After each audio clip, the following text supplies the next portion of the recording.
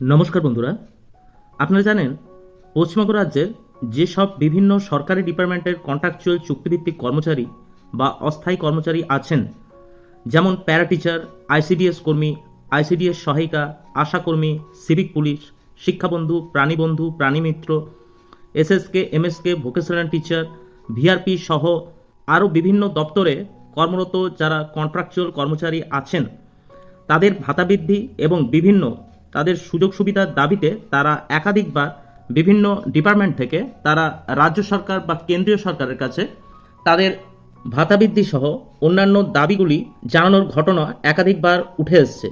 ঠিক তেমনি রাজ্যের কিছু কন্ট্রাকচুয়াল কর্মচারী দ্বারস্থ হয়েছিল হাইকোর্টের কাছে তাদের বিভিন্ন দাবিকে সামনে রেখে। তারা যে দাবিগুলো নিয়ে কলকাতা হাইকোর্টের কাছে মামলা করেছিল, সেই মামলার রায় অনুযায়ী আবেদনকারীদের পক্ষেই রায় দেয় কলকাতা হাইকোর্ট এবং তাদের সমস্ত সুযোগ সুবিধা দেওয়ার নির্দেশ দেয়। 11ই অক্টোবর কলকাতা হাইকোর্টের ডিভিশন বেঞ্চ বন্দরের কর্তৃপক্ষকে নির্দেশ দিয়েছে অবিলম্বে 61 জন শ্রমিক কর্মচারীকে 2006 সালের 4 জুলাই থেকে স্থায়ী করার।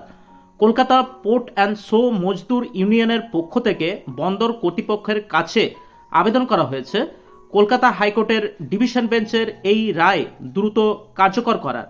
এদিন কলকাতা পোর্ট অ্যান্ড শো মজদুর ইউনিয়নের সাধারণ সম্পাদক সমর মণ্ডল শনিবার জানান, কলকাতা বন্দর কর্তৃপক্ষ মেরিন বিভাগের বিভিন্ন জাহাজ সহ অন্যান্য অপারেশনাল ক্ষেত্রে 1995 সালে নিয়োগ করে 350 জন শ্রমিক কর্মচারীদের পোস্ট ও এমপ্লয়মেন্ট এক্সচেঞ্জ থেকে।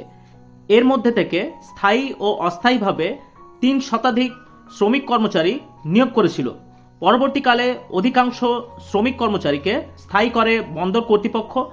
এর মধ্যে 61 জন শ্রমিক কর্মচারী যারা দীর্ঘদিন ধরে স্থায়ী শ্রমিক কর্মচারীদের মতো কাজ করে যাচ্ছেন, তাদেরকে স্থায়ী করেননি নানা অজুহাতে।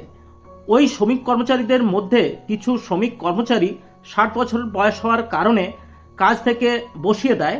বন্দরের স্থায়ী কর্মচারীদের মতোই 25-30 বছর চাকরি করলেও তারা কোনো অবসরকালীন আর্থিক সহায়তা দেননি বন্দর কর্তৃপক্ষ।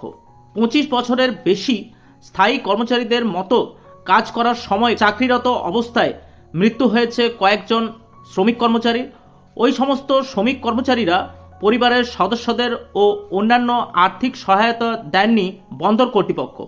কলকাতা পোর্ট অ্যান্ড শো মজদুর ইউনিয়নের পক্ষ থেকে দীর্ঘদিন ধরে এই সমস্ত শ্রমিক কর্মচারীকে স্থায়ী করার দাবি জানানো হয়েছিল।